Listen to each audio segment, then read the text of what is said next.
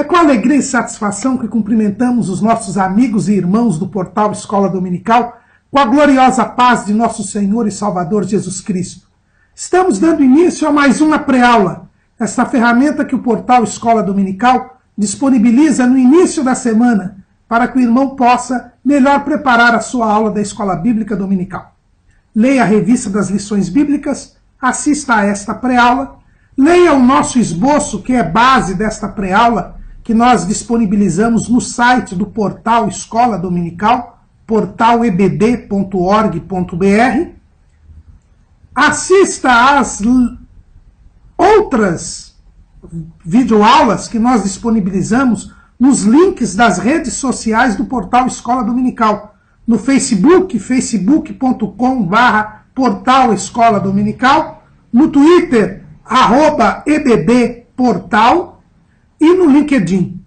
Os irmãos vão ali encontrar dezenas de videoaulas e de textos de apoio de lições de várias faixas etárias. Também no portal Escola Dominical nós disponibilizamos mais 4 textos de apoio desta lição, além de lições de outras faixas etárias e até de outros currículos da Escola Bíblica Dominical. Se o irmão tiver alguma dúvida, poste a sua pergunta na sala dos professores do portal Escola Dominical. Acesse ali, cadastre-se no site e nós estaremos ali à disposição para elucidar as suas dúvidas.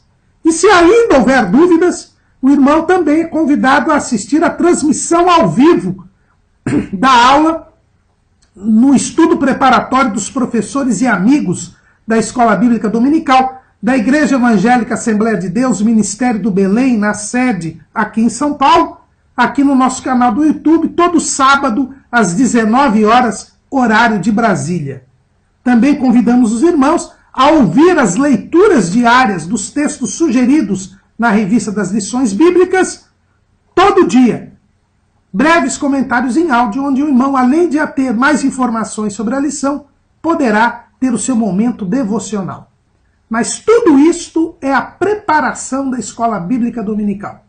A Escola Bíblica Dominical somente ocorre quando a igreja local se reúne, ensinando enquanto evangeliza e evangelizando enquanto ensina. Queremos também, mais uma vez, lembrar aos irmãos que a nossa pré-aula é baseada no esboço que nós formulamos. É um subsídio complementar à revista das lições bíblicas.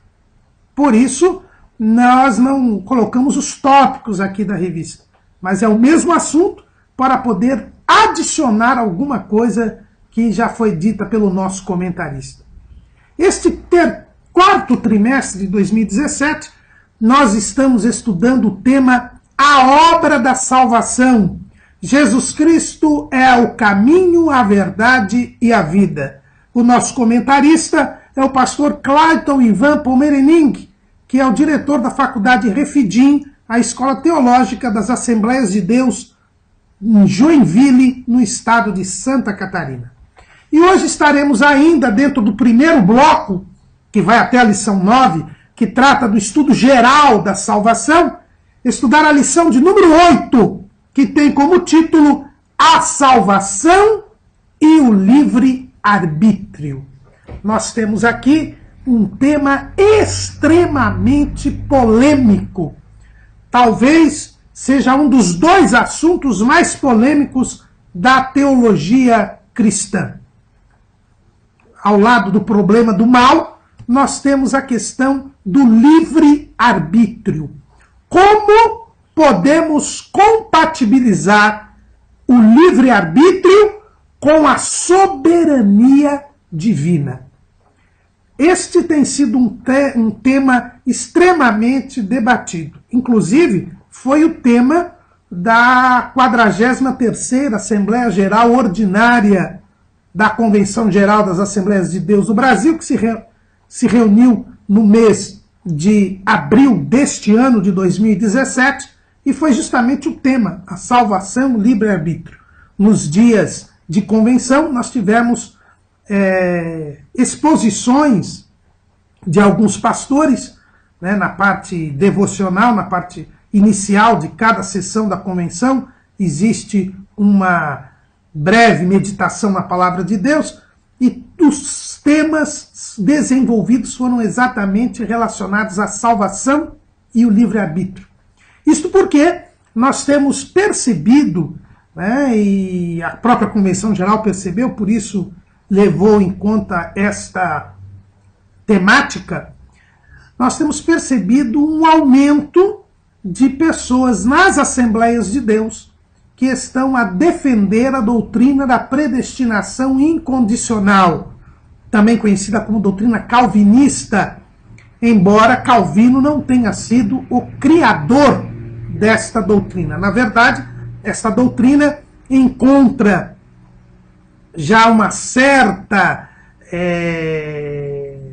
exposição, já um certo rascunho desta doutrina, já com Orígenes, logo lá no século 3 da era cristã, encontra grande defensor na figura de Agostinho de Hipona, que nós já até falamos dele na aula passada, e Martinho Lutero, o grande reformador, ele era monge agostiniano, portanto a sua formação era toda na doutrina de Agostinho. E João Calvino também foi muito influenciado por Agostinho. A consequência é que tanto Martinho Lutero quanto João Calvino, os dois grandes reformadores, acolheram a doutrina da predestinação incondicional, que foi esboçada e foi aprofundada pelo próprio Agostinho de Hipona. As Assembleias de Deus, como uma igreja surgida do movimento pentecostal, ela tem uma outra orientação. O movimento pentecostal teve muita influência da teologia de John Wesley, porque John Wesley, com a sua teologia, ele desenvolveu bastante a ideia da santificação. E Wesley adotou não a linha da doutrina da predestinação incondicional, construída por Agostinho, por Martinho Lutero e por João Calvino, mas adotou a linha da predestinação condicional, adotada por Jacó Armínio, um teólogo holandês que viveu no século XVII. Então, nós temos uma raiz arminiana.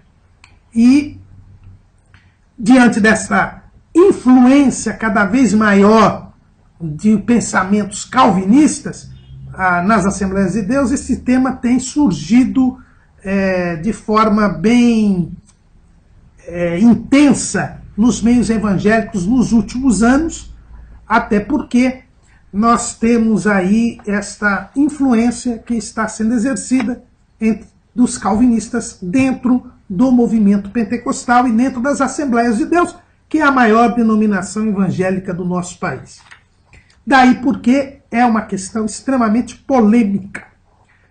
Pelo histórico que nós já falamos aqui aos irmãos, os irmãos já percebem que é uma discussão de milênios, Desde lá o início, com Orígenes, depois Agostinho, e depois Lutero, Calvino, Armínio, Wesley, enfim. É uma discussão que nós chamamos de vexata question, ou seja, é uma questão que jamais será resolvida.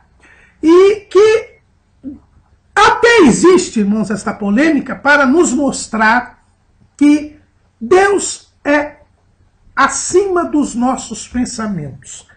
Nós precisamos sempre entender, quando estudamos a palavra de Deus, quando estudamos teologia, que jamais teremos a revelação completa de tudo o que diz respeito ao Senhor e aos seus desígnios. Nós queremos aqui, vamos mostrar biblicamente a posição das Assembleias de Deus e a nossa posição também, mas é importante nós lembrarmos que jamais entenderemos a Deus plenamente. Porque, como diz o profeta Isaías, lá no capítulo 55, versículo 8, porque os meus pensamentos não são os vossos pensamentos, nem os vossos caminhos os meus caminhos, diz o Senhor. Porque assim como os céus são mais altos do que a terra, assim são os meus caminhos mais altos do que os vossos caminhos, e os meus pensamentos mais altos do que os vossos pensamentos. A questão do livre-arbítrio do homem e da soberania divina envolve os desígnios divinos, envolve os pensamentos de Deus, envolve a vontade divina. E esta é inescrutável, esta é inacessível. O próprio Deus, através do profeta, diz que os seus caminhos e os seus pensamentos não são os nossos caminhos nem os nossos pensamentos. E por isso são mais altos, diz ele ainda, e por isso jamais conseguiremos perscrutar, nos aprofundar plenamente naquilo que Deus quer e naquilo que Deus projetou. Então, desde já, nós temos a nossa posição, iremos mostrá-la aqui e entendemos ser ela correta, mas não temos a pretensão de querer entender plenamente os desígnios divinos, porque isto é impossível. Além do profeta Isaías, nós também trazemos aqui o que Paulo escreveu lá em 1 Coríntios, capítulo 2, versículo 10. Mas Deus não-las revelou pelo seu Espírito, porque o Espírito penetra todas as coisas, ainda as profundezas de Deus. Porque qual dos homens sabe as coisas do homem, senão o Espírito do homem que nele está? Assim também ninguém sabe as coisas de Deus, senão o Espírito de Deus. Olha o que Paulo diz. Ninguém sabe as coisas de Deus, senão o Espírito de Deus. Então jamais plenamente teremos conhecimento dos pensamentos ou dos caminhos de Deus. Mas uma coisa é certa.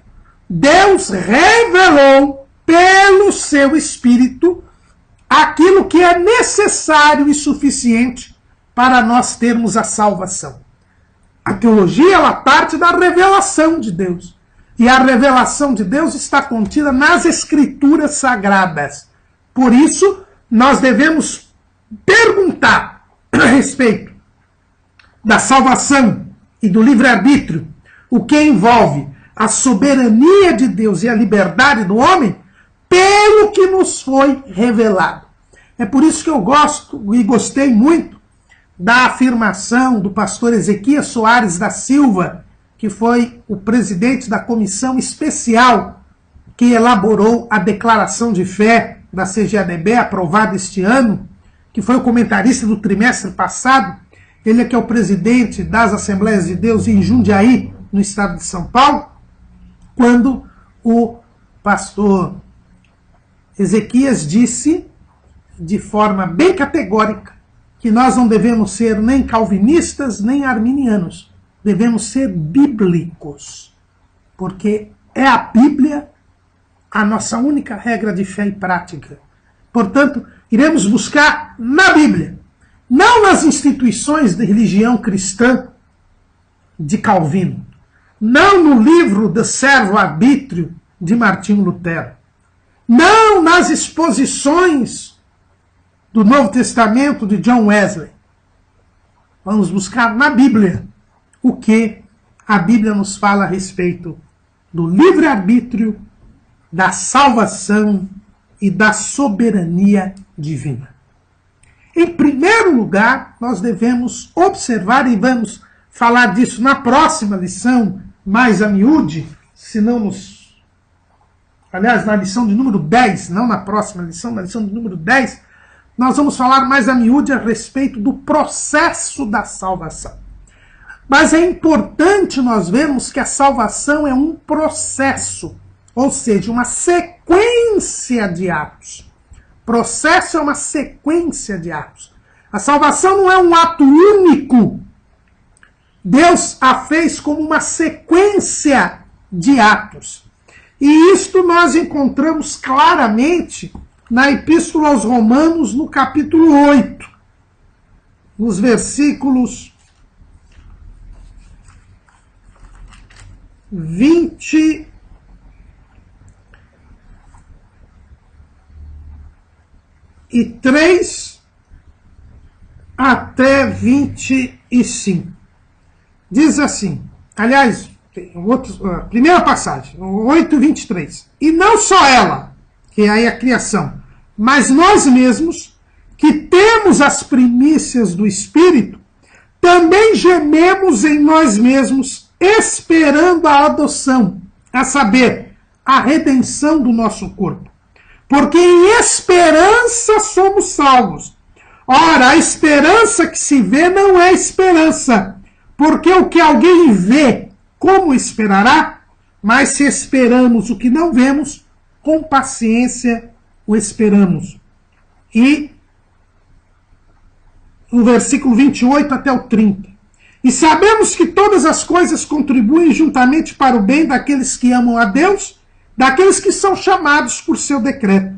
Porque os que dantes conheceu, também os predestinou para serem conformes à imagem de seu Filho, a fim de que ele seja o primogênito entre muitos irmãos. E aos que predestinou, a estes também chamou, e aos que chamou, a estes também justificou, e aos que justificou, a estes também glorificou. Vejam bem, irmãos, que há um processo na salvação.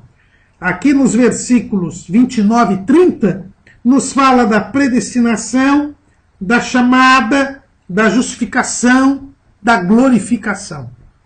Mas também o apóstolo Paulo nos fala que nós somos salvos em esperança. Ou seja, nós estamos aguardando algo. Que é este algo? O próprio apóstolo Paulo nos diz lá em Tito, capítulo 2, versículo 11 em diante.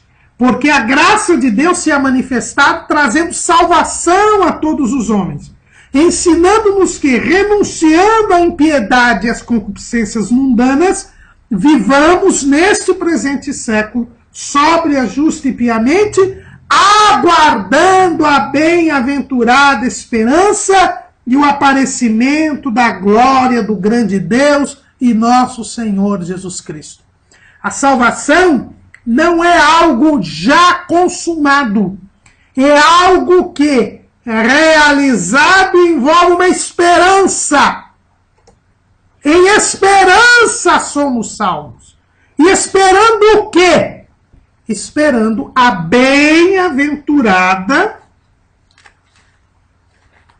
como é que diz o texto aqui? A bem-aventurada esperança, o aparecimento da glória do grande Deus e nosso Senhor Jesus Cristo.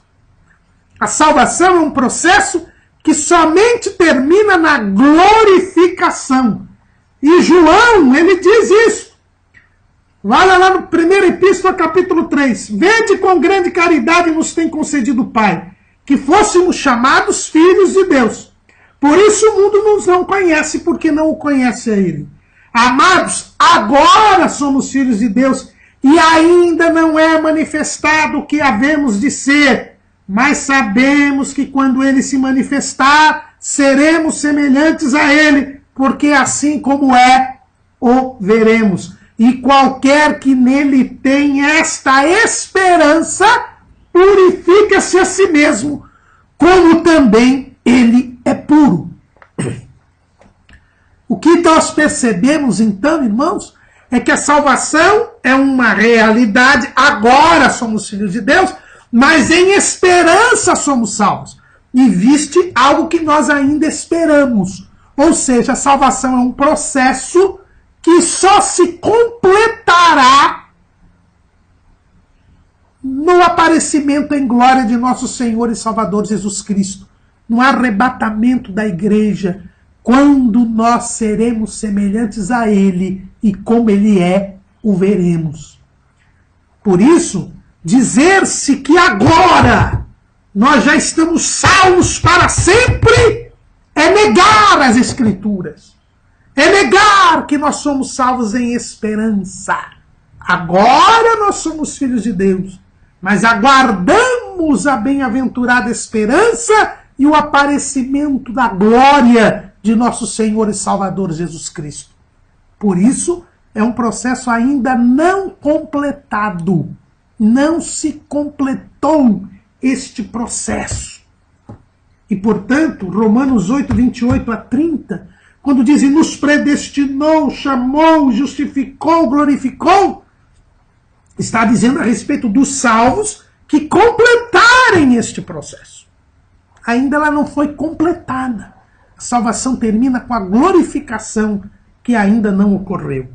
E isto é importante porque foi assim que Deus determinou. Foi assim que Deus quis. Foi assim que Deus revelou. E se Deus é soberano, é assim que tem que acontecer. Visto isso, nós já vimos em várias aulas que só Deus pode salvar o homem. O homem não tem condições de se salvar a si mesmo. Só Deus pode salvar o homem e Deus quis salvar o homem. Veja bem que Deus é livre, Ele é soberano, sua vontade se realiza e Ele quis salvar o homem. E como Ele quis salvar o homem? Através de Jesus Cristo. Então a decisão soberana de Deus foi de salvar o homem na pessoa de Jesus Cristo. Deus poderia, já que é Senhor de todas as coisas, não é? O Salmo 24, versículo 1 diz, do Senhor é a terra e a sua plenitude, o mundo e aqueles que nele habitam. Deus poderia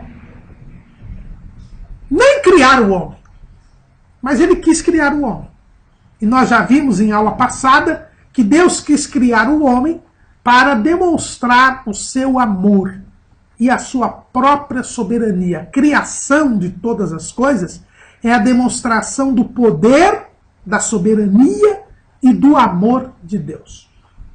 Deus não quis salvar o diabo e seus anjos.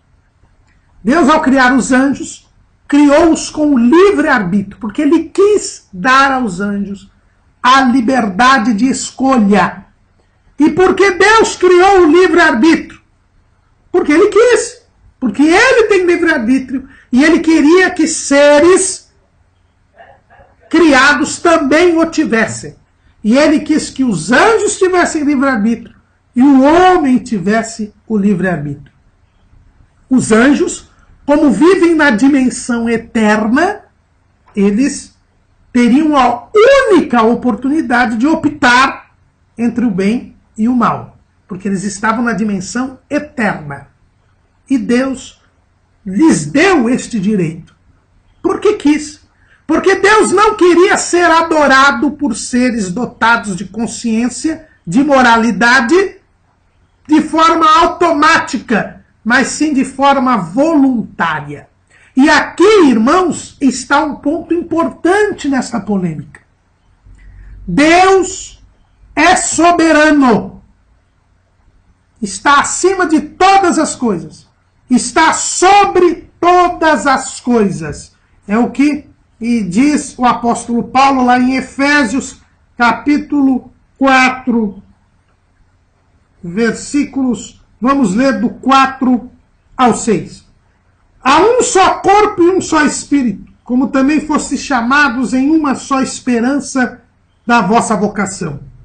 Um só Senhor, uma só fé, um só batismo, um só Deus e Pai de todos, o qual é sobre todos e por todos e em todos. Então Deus é sobre todos, Ele é soberano. E isto, irmãos, não mudou em nada quando Deus criou seres com livre arbítrio. O fato das pessoas, dos anjos e dos homens, terem sido criados com liberdade de escolha entre obedecer-lhe ou não, não altera em nada a soberania de Deus. Deus quis criar os anjos e os homens com livre arbítrio. E por isso, Deus tornou possível o mal. Nós já vimos aqui numa lição anterior que o mal foi criado por Deus como uma possibilidade. Porque ao criar seres com liberdade de escolha, Deus permitiu que estes seres lhe desobedecessem. Deus permitiu que estes seres escolhessem não servi-lo. E a partir do momento que desobedecessem e não o servissem, estariam gerando o mal. O mal surgiu como uma possibilidade. Mas isto mostra o poder soberano de Deus. Porque o mal se tornando uma realidade não significou em absoluto a perda da soberania divina. Assim que o diabo e os anjos que o seguiram pecaram, Deus os expulsou do céu pelo seu poder.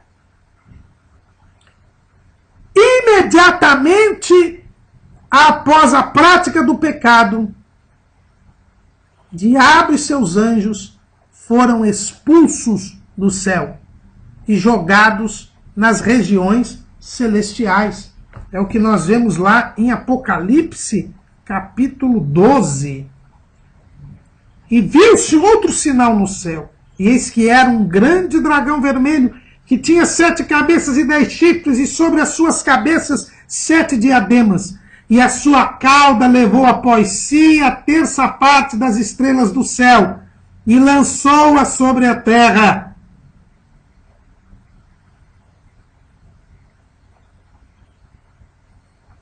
Eles caíram. Jesus fala a este respeito lá em Lucas, capítulo 10, versículo 18. E disse-lhes: eu vi a Satanás como raio cair do céu. Ezequiel também menciona este episódio. Ele diz assim, capítulo 28 de Ezequiel,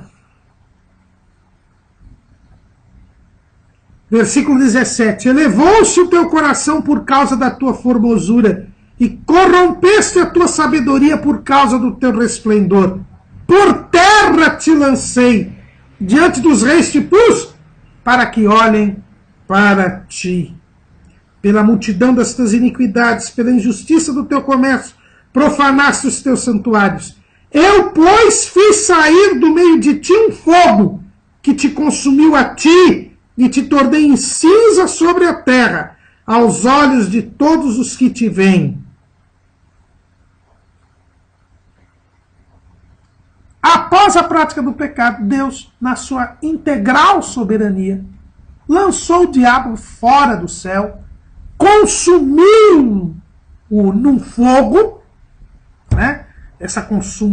Esse consumir não é aniquilar, não é destruir, deixar de existir, é fazer desaparecer a glória que ele tinha, e ele é lançado juntamente com a terça parte dos anjos. O mal, o livre-arbítrio, não mudou em nada a soberania de Deus. E Deus não quis salvar o diabo. Não quis. A Bíblia diz que Deus não quis salvar o diabo. Simplesmente isso. Jesus disse lá em João, capítulo 16, versículo 11. e do juízo, porque já o príncipe deste mundo está julgado.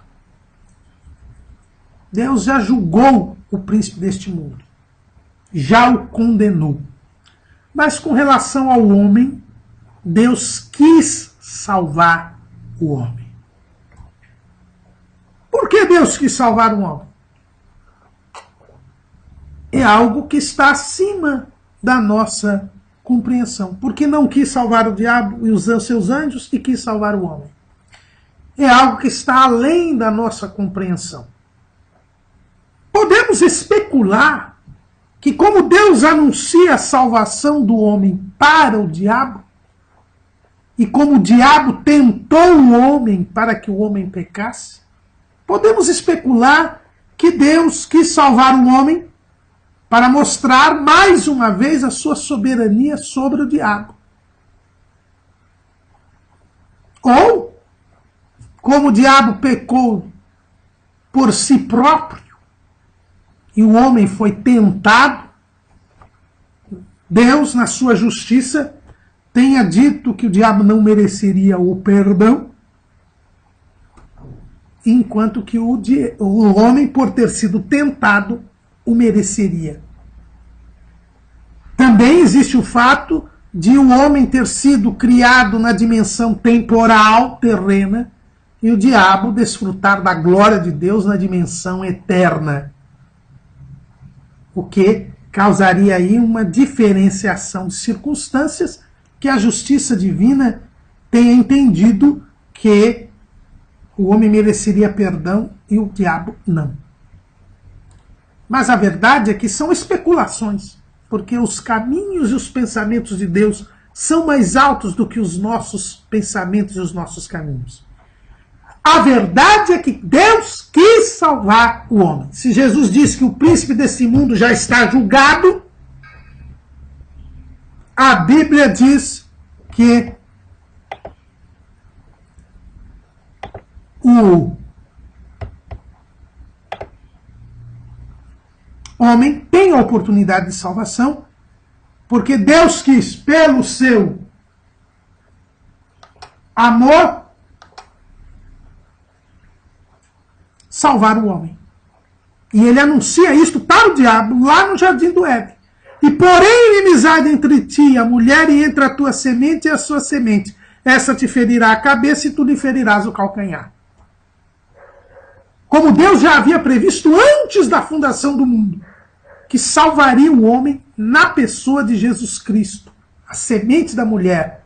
O próprio Deus se faz homem, demonstrando seu amor pelo mundo, para que o homem não pereça, mas tenha a vida eterna. Deus, então, quis mostrar a sua soberania. Portanto, a salvação do homem é a expressão da soberania. E Deus criou tanto os anjos quanto o homem com livre-arbítrio. E, portanto, tornou possível a prática do pecado pelo homem. Mas o homem, ao praticar o pecado, fez com que Deus mostrasse o seu amor. Mostrasse a sua superioridade sobre o pecado. Então Deus é sobre todos, inclusive sobre o pecado.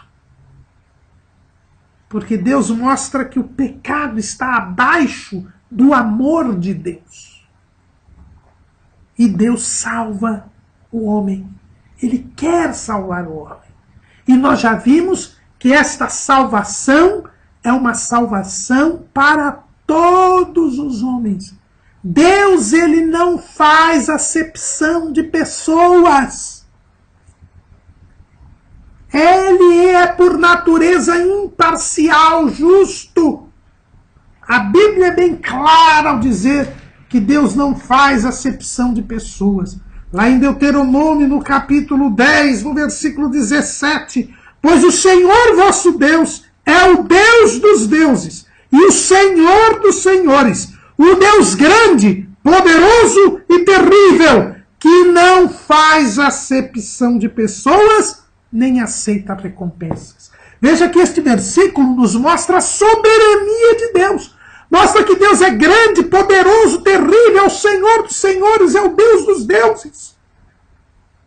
Mas é na sua natureza a imparcialidade.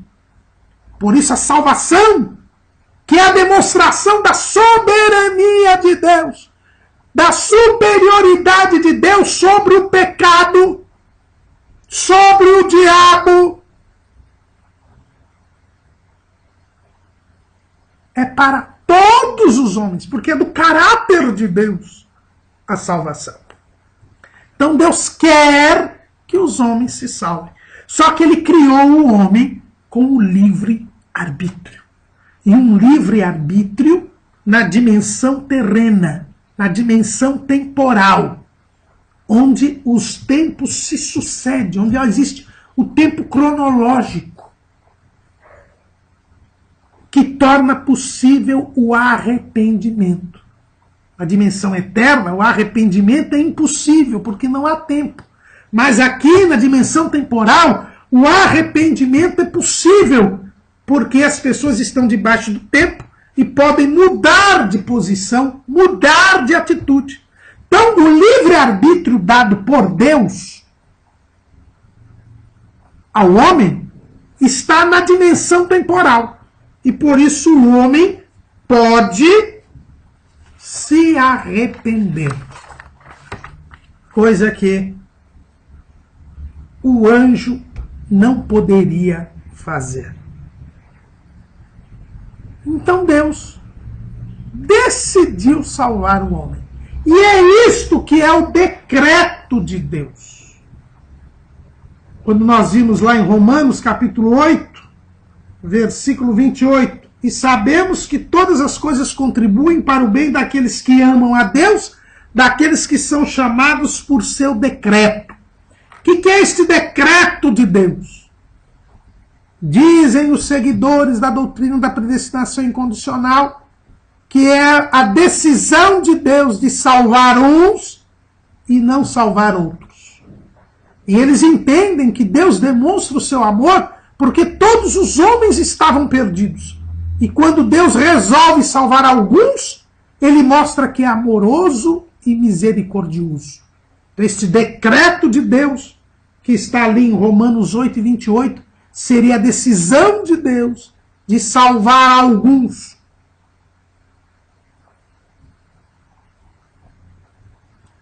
Mas o decreto de Deus não é isso. É o decreto de Deus de salvar o homem. Sim, é a decisão de Deus de salvar o homem. Mas esta decisão não é uma decisão para salvar alguns, mas para salvar todos os homens. Deus quis dar uma real oportunidade de salvação para todos os homens, para mostrar que ele é soberano e que o fato de o homem poder pecar não o impede de ser perdoado por Deus. Deus não quis que o homem se perdesse. Por isso ele dá uma real oportunidade para o homem ser salvo. Este é o decreto de Deus. É a decisão de Deus criar o homem com livre-arbítrio e dar-lhe uma oportunidade de salvação a partir da sua queda. É esse o decreto de Deus.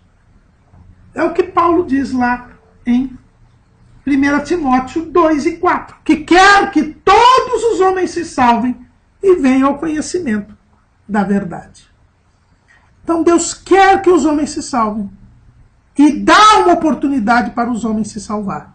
E como ele é imparcial, esta oportunidade é real e para todos os homens. Se Deus ele é soberano, está sobre todos, ele pode querer a salvação do homem. E se o homem não quiser? Se ele não quiser, ele está perdido. Isto não é uma afronta à soberania de Deus? Pois se Deus quer que todos os homens se salvem, por que os homens todos não se salvam? Porque Deus quis dar uma oportunidade de salvação, mas Ele criou o homem com livre-arbítrio. E Deus não volta atrás, irmãos. Se Ele quis criar o homem com a liberdade de escolha, Ele permite que o homem escolha. O homem, ao pecar, estava perdido. Mas Deus quer salvar o homem. Então Ele dá a oportunidade para o homem ser salvo. Porque ele está debaixo do tempo. Agora, se o homem não quiser ser salvo, Deus respeita o homem. Então o homem é maior do que Deus? Porque se Deus quer e o homem não quer, onde está a soberania de Deus? A soberania de Deus está no fato de que, querendo ou não o homem, ele terá o destino que Deus quer. Deus quer salvar os que creem em Cristo. E Deus não quer salvar os que não creem em Cristo. Ele nos elegeu nele, antes da fundação do mundo, para que fôssemos santos e irrepreensíveis. Não é o que está escrito lá em Efésios, capítulo 1, versículo 4, diante dele em amor, em caridade. Então Deus quis salvar o homem e salvar o homem por Jesus. Ele escolheu o homem e não os anjos para ser salvos. E escolheu o caminho que é Jesus. Isso é soberania. Quem crer em Jesus será salvo. Quem não crer será condenado. Onde a vontade de Deus está atacada pelo fato de eu rejeitar a salvação em Jesus? Em nada. Deus criou o homem com livre-arbítrio. E ele pode escolher entre crer e não crer em Jesus. Se crer, será salvo. Se não crer, será condenado. Conforme o decreto de Deus. Deus, em momento algum, diminui a sua soberania se o homem rejeita a Cristo. Porque foi Deus que lhe deu a liberdade de escolha. E a escolha que ele fizer terá a consequência determinada por Deus. Dizer, como os seguidores da doutrina da predestinação incondicional, que se alguém puder escolher, que alguém pode escolher não servir a Deus e isto diminuirá a Deus, não tem nada a ver. Deus quer que todos os homens se salvem. Por isso criou a salvação e o meio da salvação, que é Jesus Cristo. Mas, se o homem não quiser, ele está perdido. Deus em nada diminui a sua soberania. Pelo contrário, o Deus da predestinação incondicional, ele não é soberano. Como assim, irmão Caramor? E então nós vamos, em primeiro lugar, verificar que a natureza, para explicar isso, a natureza da liberdade dada ao homem. A liberdade dada ao homem de escolha foi debaixo da soberania divina. Quando Deus deu o livre-arbítrio, assim a Bíblia diz, e ordenou o Senhor Deus ao homem, dizendo, de toda árvore do jardim comerás livremente, mas da árvore da ciência do bem e do mal dela não comerás, porque no dia em que dela comeres, certamente morrerás. Veja que foi uma ordem de Deus. A liberdade do homem está debaixo de uma ordem de Deus. A liberdade do homem é o que os filósofos chamam de liberdade heterônoma, ou seja, é uma liberdade que depende de outro, de um ser diferente. Liberdade não é autonomia, não é eu mesmo estabelecer a minha lei, não é independência. O grande problema é que as pessoas acham que a liberdade é independência, é autonomia. Não. O livre-arbítrio que Deus deu é uma liberdade debaixo da soberania divina. O homem tem direito de escolher entre o bem e o mal, entre servir a Deus ou não, mas ele está debaixo da soberania divina. Foi uma ordem que Deus deu. Você poderá comer livremente de todas as árvores do jardim. mas da árvore da ciência do bem e do mal não comerás, porque do dia em que dela comeres, certamente morrerás. E foi o que aconteceu. O dia que ele comeu da árvore da ciência do bem e do mal, ele morreu. Ele foi separado de Deus. E Deus ainda impôs a eles alguns juízos, como a morte física, o trabalho penoso, a desigualdade entre homem e mulher. O homem pecou, mas ficou debaixo da ordem de Deus. O homem pecou, mas não pôde escapar do poder de Deus. É isso que nós temos de entender, irmãos. Soberania de Deus não está em momento algum abalada pela liberdade que Deus deu ao homem, porque a liberdade está debaixo do senhorio de Deus. Tanto é que todos nós teremos de prestar contas a Deus. Paulo, eu acho que é Paulo, mas o escritor aos Hebreus, no capítulo 3, no versículo 13, diz assim, 4 e 13, e não há criatura alguma encoberta diante dele, antes todas as coisas estão nuas e patentes aos olhos daquele com quem temos de tratar. Deus deu a liberdade de escolha para cada ser humano, mas cada ser humano terá que responder diante de Deus pela escolha feita. Por quê? Porque Deus é o juiz, Deus é o soberano, Deus é quem manda. E a minha desobediência e o fato de eu rejeitar o amor de Deus não diminui a soberania divina. Em nada. Senão não teria juízo final. E está lá no Apocalipse capítulo 20. E vi um grande, versículo 11, vi um grande trono branco que estava sentado sobre ele, de cuja presença fugiu a terra e o céu, e não se achou lugar para eles. E vi os mortos, grandes e pequenos, que estavam diante do trono, e abriram-se os livros, e abriu-se outro livro, que é o da vida. E os mortos foram julgados pelas coisas que estavam escritas nos livros, segundo as suas obras. E deu o mar os mortos que nele havia, e a morte e o inferno deram os mortos que nele havia, e foram julgados cada um segundo as suas obras. Deus é soberano. Ele deixou o homem escolher entre servi-lo ou não, mas ele terá que prestar contas a quem manda do que fez com a sua escolha. E não haveria sentido um julgamento se o homem não tivesse poder de escolha.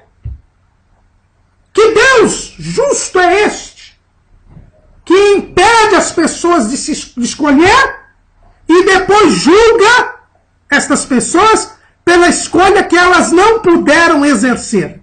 Esta é a grande contradição da doutrina da predestinação incondicional. Segundo eles, Deus criou Adão com livre-arbítrio. Eles concordam comigo. Lá em Gênesis 2, 16 e 17. Não tem razão. Qualquer calvinista vai concordar comigo.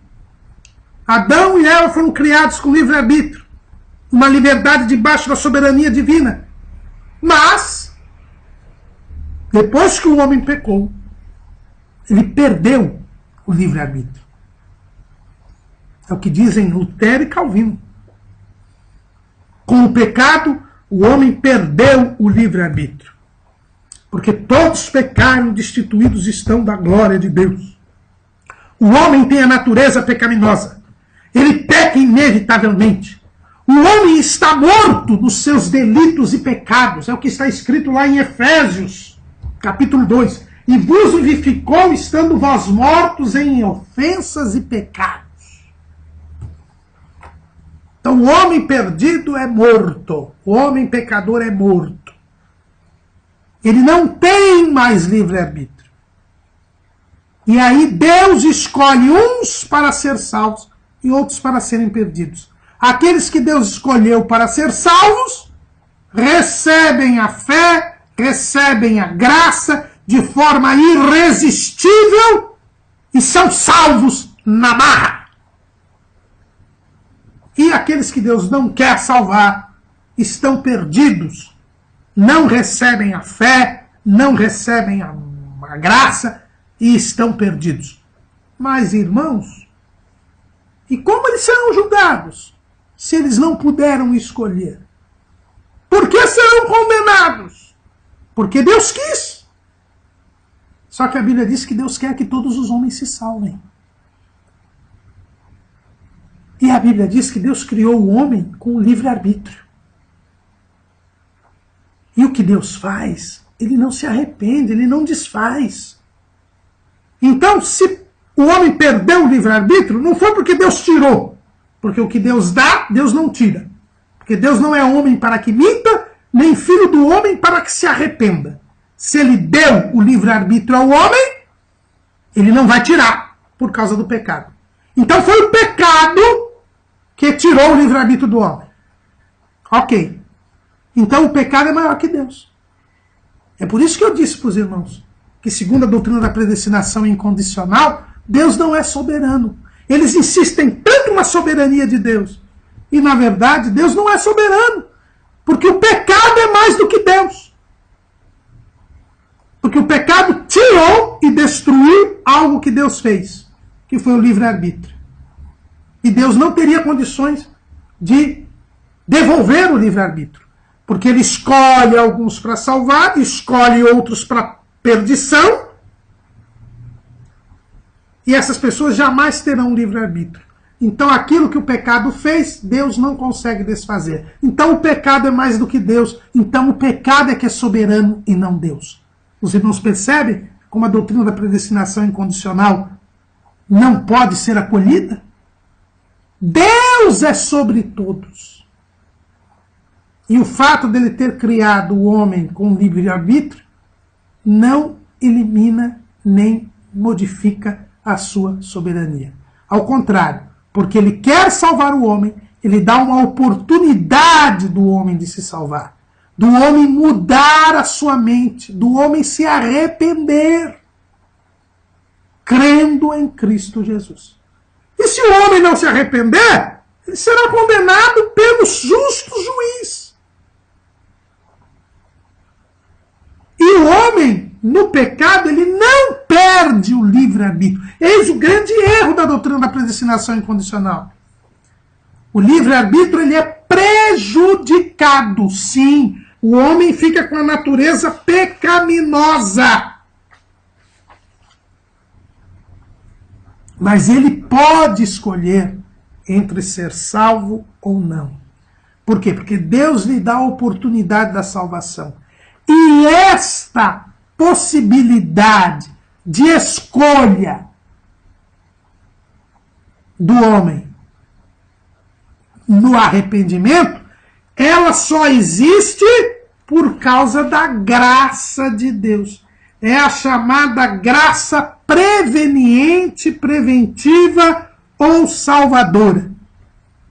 Deus, num gesto de boa vontade, nós já falamos sobre a graça na aula passada, como ele quer dar esse favor imerecido ao homem, ele permite ao homem que o homem escolha entre crer ou não na sua mensagem. O que é a graça preveniente, preventiva ou salvadora? É a revelação de Deus ao homem que quer salvá-lo. O homem, sozinho, ele não consegue se salvar. O homem, ao pecar, tem uma natureza pecaminosa. E por isso, inevitavelmente, quando ele adquire a idade da razão, ele vai pecar. Porque ele tem a natureza pecaminosa. A Bíblia diz que não há homem que não peca. A Bíblia diz que nós somos concebidos em pecado. A Bíblia diz que nós temos uma natureza decaída. O homem não é livre do pecado, como ensinava Pelágio. Pelágio estava errado. O homem não é livre do pecado. Ele herda a natureza pecaminosa de Adão. Por isso que a Bíblia diz que todos pecaram e destituídos estão da glória de Deus. João Cassiano também está errado, porque ele diz que o homem, embora tenha natureza pecaminosa, ele tenha boa vontade para com Deus. Então ele, embora tivesse a natureza pecaminosa, ele seria inclinado a aceitar a promessa de salvação de Deus. Ele teria uma boa vontade humana. É mentira. O homem não tem boa vontade. O homem é mau. Jesus disse isso lá em Mateus, capítulo 7, versículo 11. Se vós, pois, sendo maus, sabeis dar boas coisas aos vossos filhos, quanto mais vosso Pai que está nos céus dará bens aos que lhe o pedirem. O homem é mau. Ele tem uma natureza pecaminosa, decaída. Ele não tem nenhuma boa vontade para com Deus. Lá em Romanos está escrito com clareza isso. Romanos capítulo 1, versículo 18. Porque do céu se manifesta a ira de Deus sobre toda a impiedade e injustiça dos homens que detêm a verdade e injustiça.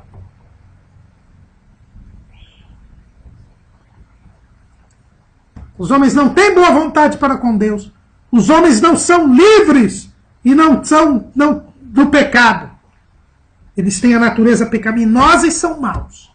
Mas Deus, porque quer salvar o homem, Ele dá ao homem um favor imerecido. Qual é esse favor imerecido? A graça preveniente ou preventiva, ou a graça salvadora. Deus dá ao homem a possibilidade real de escolher ou não o seu chamado à salvação. Todos os homens podem escolher o bem, podem crer em Jesus, não porque sejam bons ou porque tenham uma boa vontade para com Deus, mas porque Deus deu esta graça. E Ele dá a todos os homens. Se não fosse assim, irmãos, haveria uma incongruência muito grande. Porque Deus disse a Caim, se bem fizeres, não haverá aceitação para ti. E bem fazer era agradar a Deus. Era crer em Deus. Como é que Deus pode dizer a Caim que ele podia fazer o bem e ser aceito se Caim, como era do maligno, como a Bíblia diz que Caim era do maligno, 1 de João, capítulo 3, versículo 12. Não como Caim, que era do maligno, e matou a seu irmão. E por que causa o matou? Porque as suas obras eram más e as de seu irmão justas. Como é que Deus diz a Caim que ele poderia fazer o bem se não fosse porque Deus deu a graça de ele poder crer em Deus e fazer o bem? Então, irmãos, o que a gente tem a ver aqui? Deus seria brincalhão, mentiroso, farsante, dizendo que Caim poderia fazer o bem, sendo que Deus já o havia escolhido para a perdição, porque Caim se perdeu, porque a Bíblia diz que ele é do maligno. E segundo a doutrina da predestinação incondicional, se ele se perdeu é porque Deus não lhe deu a graça nem a fé. Então Deus é mentiroso, é brincalhão, mas a Bíblia diz que Deus é a verdade. Jeremias 10 e 10.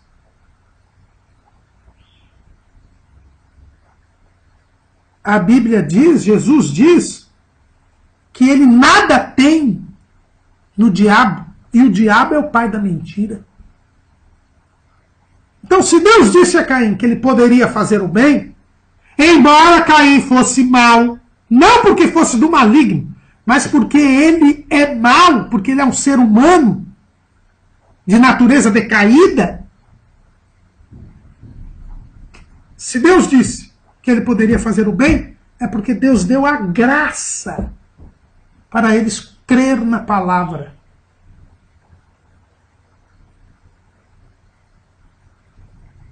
Então, o livre-arbítrio não foi destruído, ele foi diminuído. A tal ponto que, pela graça de Deus, ele possa escolher se arrepender. Deus permitiu ao homem, pela sua graça, que ele se arrependesse. Também, nós não entenderíamos o que Deus fala lá para o povo de Israel. O povo de Israel foi convidado por Deus a crer.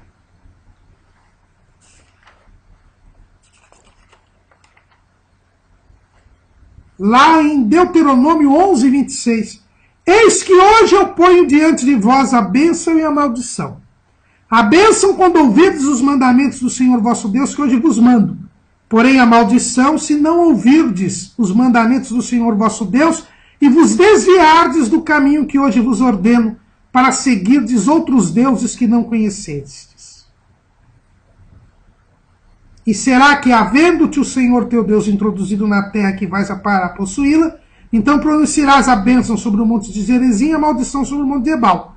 Porventura não estão eles daqui do Jordão, junto ao caminho do pôr do sol, na terra dos cananeus, que habitam na campina defronte de Gilgal, junto aos carvalhais de Moré?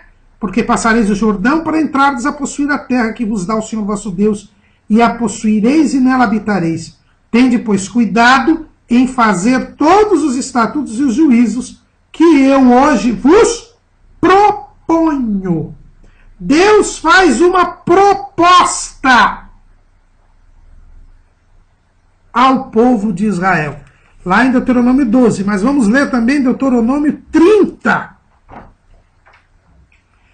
E será que sobrevindo-te todas estas coisas, a bênção ou maldição, que tenho posto diante de ti, e te recordares delas dentre todas as nações, para onde te lançar o Senhor teu Deus, e te converteres ao Senhor teu Deus, e deres ouvidos à sua voz, conforme a tudo que eu te ordeno hoje, tu e teus filhos, com todo o teu coração e com toda a tua alma, então o Senhor teu Deus te fará voltar do teu cativeiro, e se apederá de ti, e tornará a juntar-te dentre todas as nações, entre as quais te espalhou o Senhor teu Deus.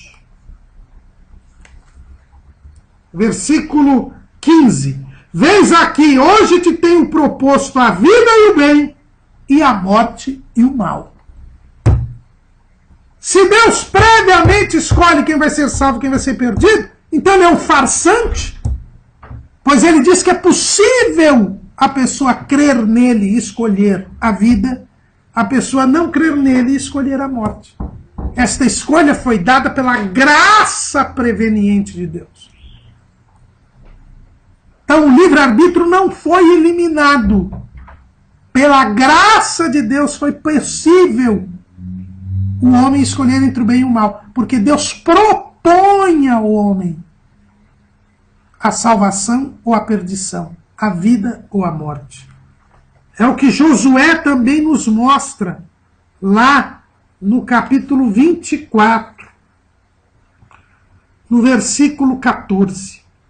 Agora, pois, temei ao Senhor e servi-o com sinceridade e com verdade, e deitai fora os deuses aos quais serviram vossos pais, da além do rio e no Egito, e servi ao Senhor.